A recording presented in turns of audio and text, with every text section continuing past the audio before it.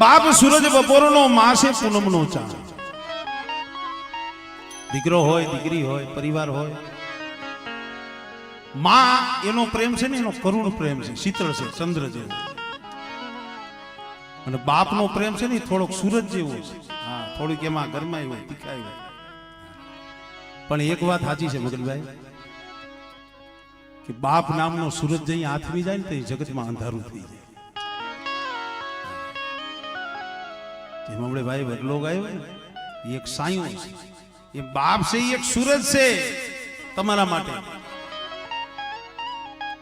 એ સૂરજ જઈ આથમે ને જીવનમાં જગતમાં અંધારું લાગે. અમારે ગીરનો ચારણ અમારે રાજભાગ રાખે છે. ઉપાધિ કોઈ તું કરમાં હજી ઉમા બેઠો છું, હજી ઉમા બેઠો છું. જગતમાં કોઈથી